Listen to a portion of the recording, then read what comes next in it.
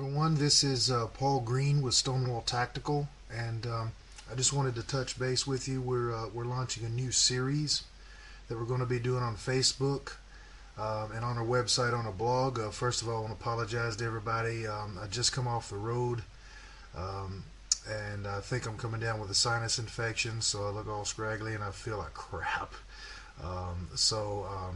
Sorry about that. As I feel better, hopefully that'll get better. I was just outside and, I'm freezing my ass off.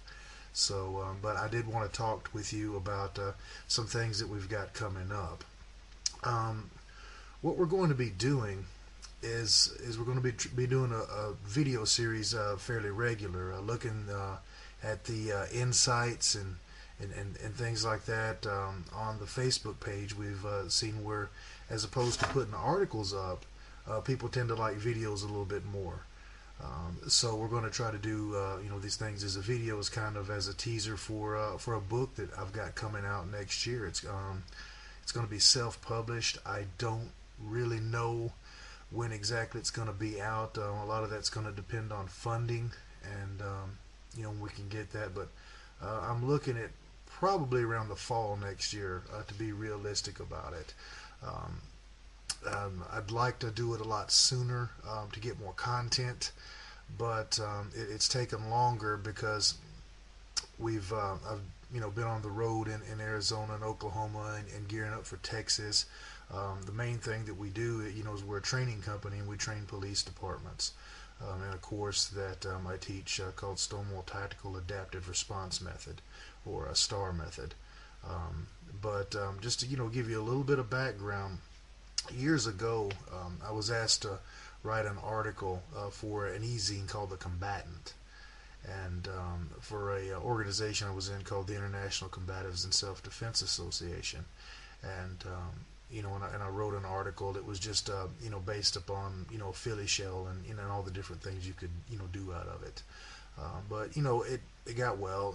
People liked it, and they asked me to write another one, and then it just kind of snowballed from there, and I ended up starting a blog, which originally was it's just the blog that's on the website, but we'd renamed it Martial Logic, and I want to tell you a little bit about that blog. First, originally, what it was started about was kind of me more or less venting. Being in martial arts since the age of 4, I've seen a lot of crap getting taught that shouldn't be taught, that was really, really, endangering the public. I've seen a lot of politics and a lot of people that cared way too much about things that should never have been the priority. The public safety should have been the priority. They worried about, how much money they could make and dupe people out of, and they were more worried about their own prestige and their own egos, and they weren't worried about anything else. And frankly, a lot of them, their teaching methods just sucked. Um, they were designed to keep you there, um, for 3 or 4 years and suck money out of you every month. And invariably, the students would end up not actually learning anything as much as memorizing. I mean, if they did the stuff and it was a really good school, they could learn stuff over time, and get pretty good. But a lot of it, your what you call your strip mall McDojos or whatever, it just wasn't there, and it just gave a lot of people a lot of false empowerment and false confidence in abilities they really didn't have. And so, where martial logic kind of came from was, the idea of, in martial arts, they say you can always, learn things in martial arts that you can apply to your life. And, and to an extent that's true, but if that's true, then you should also be able to take things that you learn in your regular daily life and be able to apply them to martial arts. Um, a colleague of mine, years ago, we were sitting around a kitchen table in Chicago talking, and he had made the comment that, martial arts is the only profession that you don't have to upgrade what you do. You can be as outdated and as irrelevant as you want to be, and people will believe whatever you say. If you went to a doctor and you know, and you needed help, you were sick. They determined that you know, they needed to draw blood. Well, if the doctor comes in with a jar and it's full of leeches, and you're like, you know, what the hell is that? You know, and you're like, well, you know, these are leeches. We need to draw blood. Why are you using leeches? You know, the other ones, you know, they do it, you know, with a needle with an IV. Well, you know, leeches worked really good 200 years ago. Um, you know, we should be able to use them now, and they work fine. Well, you know, true or not, you wouldn't go to that doctor again. You wouldn't. You know, the guy would be labeled a quack. You wouldn't give a damn about this guy. You know, you would badmouth him to hell and back.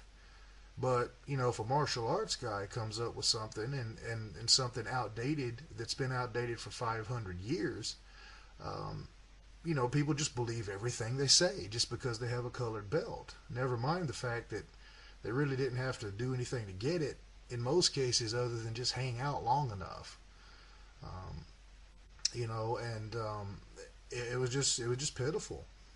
And so we wanted to do things to expose these people that were just you know, doing things just for money or just for their own prestige or their own ego. You know, there are you know, people up in front of people teaching even today that have, you know, psychological problems and different psychosis. They shouldn't be in front of anybody teaching anybody anything. Um, and that was originally what, you know, what the blog got into it, you know, to expose.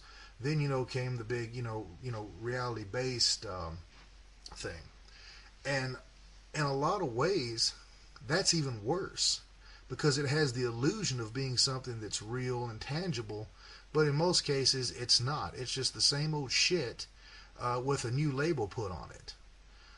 And you run into other things where people take, use confirmation biases, which you'll learn what that is, and take statistical information and bastardize it and everything to give you the illusion of something that's some real stuff, but it's just crap. It's not any better. I mean, they may, you know, mug for the camera and, you know, wear better equipment. They may train a lot harder, but the training methods themselves aren't any better. Um, and so that's, you know, where you end up what I call, you know, these master machismos, you know, these people that just, you know, they get off on beating up their students, you know, and it's really all about them and how awesome they are and how tough their course is and how badass you got to be to do their stuff. Well, that's crap. The people should come first. And originally, you know, so then, you know, we get into exposing that, and then your martial intellectuals that have a statistic for everything, but they want to ignore statistics that prove that the other statistics are full of shit, you know. And so then you have, you know, that whole gamut of stuff. Um, as time went on, we saw, you know, a chance that, you know, we could help people and really give them some information they need and make an actual difference. And instead of just, being, you know, whistleblowers or whatever, we could actually, you know, teach people stuff through the blog that couldn't get to us and couldn't come to our classes. I'm going to be looking over here for a second because I have some notes. I want to make sure I don't miss, you know, anything in the introduction. But we find that a lot of the problem is, in a lot of ways, it's not so much that, you know, people are necessarily teaching crap, you know, when you get into more modern, like reality-based martial arts or whatever. It's that they don't define specifically what they do, so that it can be taught in the right context, so people know, you know, the right thing to do with it. You know, one of the things in one of the first videos that we're going to be doing is a video version of an article called "The Jigsaw Juxtaposition," and that's exactly what that's about. There's a huge difference between self-defense and fighting and defensive tactics. There's big differences, you know, in those. And if you don't know what those differences are, you might buy some swampland in Florida. You know, you might have somebody who's a self-defense instructor get up and talk about defensive tactics and doesn't know his ass from a toilet seat.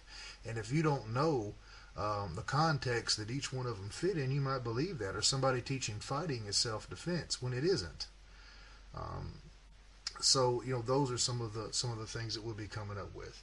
The other is like some of the older articles. A perfect example is one that I wrote, you know, several years ago, maybe even up to 5 years ago, called Kitty Genovese and Me, about the bystander effect. which has actually become a big thing, in the news over the past couple of years. We were talking about it a long time ago. And that article, frankly, it's a little dated, and we want to do an updated version of that. Um, when you start talking about the bystander effect, and people, standing around watching somebody get the crap beat out of them, not helping. Well, in the book, and in the video, stuff that we're going to be putting up on the different sites, we're going to actually, give you ways of defeating that. Because there are, ways around the bystander effect, that it can actually be beaten, and you can get people to help you, but you have to know what that stuff is. So those are a couple of things that we're going to cover. Let's see, sure I didn't miss anything. Another one is some things that I see recently, and you may ask, what does this have to do, with martial arts? Well, it has everything to do with martial arts. Um, a disturbing trend that I've seen lately is, with not all but a certain sect of feminist groups, not all, which we respect feminism and support it. They've done a lot of great things with empowerment, but you have feminists out now that are actually trying to talk other women out of taking self-defense courses, and bashing self-defense instructors for teaching awareness and avoidance strategies to help women lower their risk factors of being raped. And we'll go into why they're doing that and why it's completely wrong. You have things out like self-defense weapons, and you have haters and stuff in social networks and everything, bashing that kind of stuff. Well, we'll go over why they're bashing them and why they shouldn't and why they're wrong to do it. But as we talk about that book later, we're going to be doing a lot of cool things with it. One of the things that we're going to be doing is it's going to be interactive. It'll have barcodes on the pages that you can actually scan with a mobile phone, and it'll upload a video that you can watch that is relevant to the article and the subject matter that we're covering, and and have things there for further study. And so it's going to be a pretty good thing. We want people to check it out, but what we want to do is give people some free information and kind of let them know what we're going to be doing with the book. I don't want to just come up here and say, hey, we're giving this a free. No, these are teaser videos for a book, that's going to be coming out at a later date. But we are going to, try to give away as much information as we can. As I said, it all kind of started with an e-zine article many years ago, and people just keep asking. I keep getting asked about a book all the time, so I'm finally going to write one. As I mentioned earlier, we started with teaser articles, but people seem to like the videos more. So that's what we're going to do, and we hope you enjoy them. Thanks.